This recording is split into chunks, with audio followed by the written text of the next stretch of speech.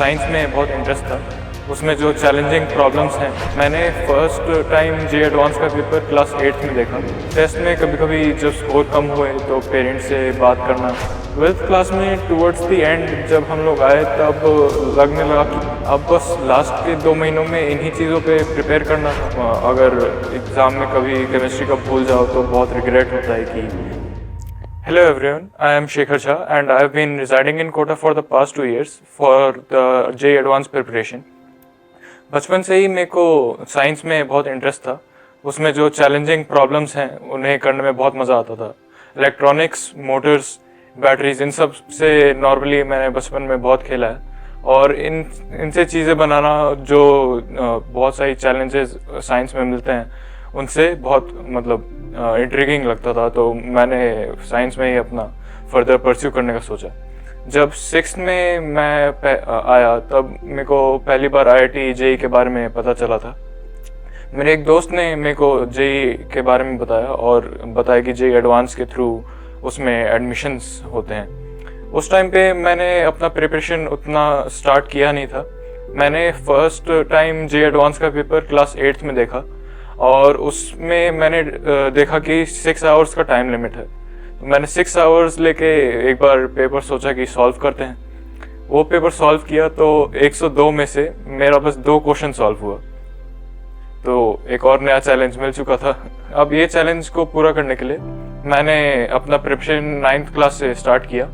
9th class में मैंने junior science Olympiads में ही मेनली फोकस किया।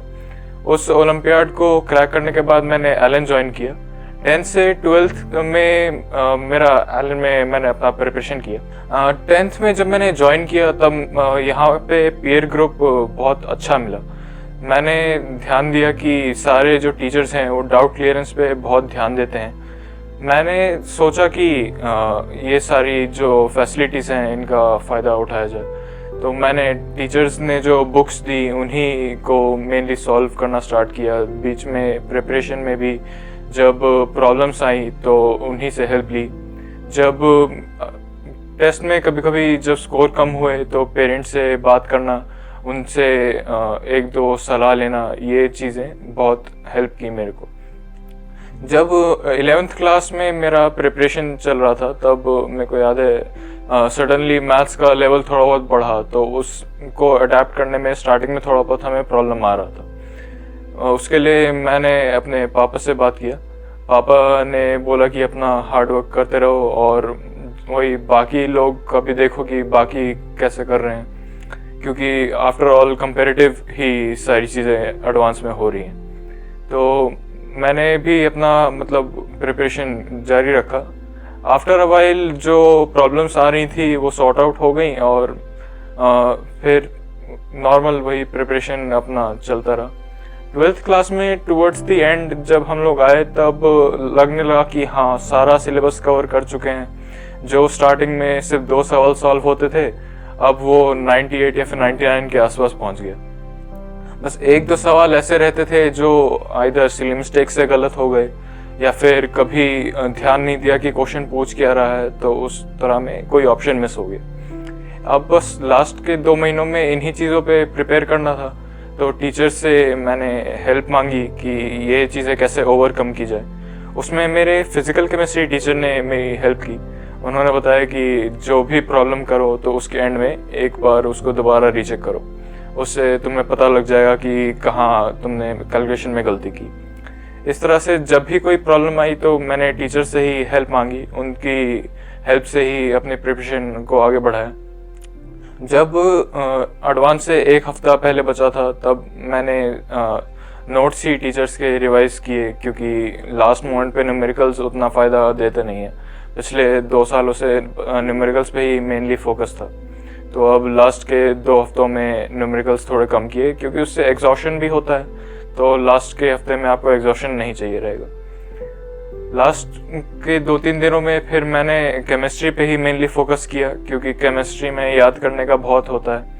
उससे अगर एग्ज़ाम में कभी केमिस्ट्री का भूल जाओ तो बहुत रिग्रेट होता है कि ये वाला क्वेश्चन अगर याद होता तो आज 2 नंबर या फिर 4 नंबर ज़्यादा हो जाते। एग्ज़ाम के दिन पे जब मैं गया तब स्टार्टिंग में तो स्ट्रेस था, क्योंकि पता नहीं होता है कि पेपर कैसा आएगा, उसमें क्या पूछेंगे। जैसे जब मैं एग्ज़ाम में बैठा तो देखा कि पैटर्न हमें एलन में वही सेम पैटर्न के पेपर्स बहुत बार कराए हुए, तो उससे बहुत कंफर्ट फील हुआ कि ये चीज़ें ऑलरेडी हमें प्रैक्टिस करा चुकी गई। जब पेपर शुरू हुआ तब देखा कि पूरा लास्ट ईयर का ही पैटर्न है, उसमें क्वेश्चंस भी ऑलमोस्ट सिमिलर हैं।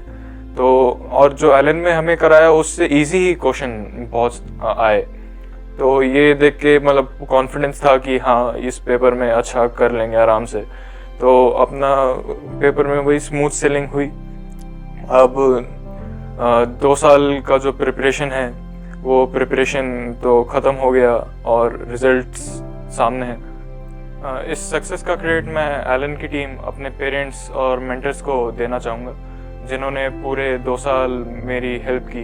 जब मेरे को डाउन फील हुआ तो उन्होंने मोटिवेशन दिया और मेरे टफ टाइम्स में मेरा साथ दिया। अपने सक्सेस का क्रेडिट मैं पूरे एलन की टीम, अपने पेरेंट्स और मेंटर्स को देना चाहूँगा, जिन्होंने मेरे को मेरे टफ टाइम्स में हेल्प किया। जब मेरे को डाउन फील हुआ तो उन्होंने मोटिवेट किया। जब मेरे को डाउट आए तब उन्होंने मेरे डाउट्स क्लियर करने में हेल्प की और मेरे कॉन्सेप्ट्स को स्ट्रेंथन करने में भी मेरा मदद किया। Thank you.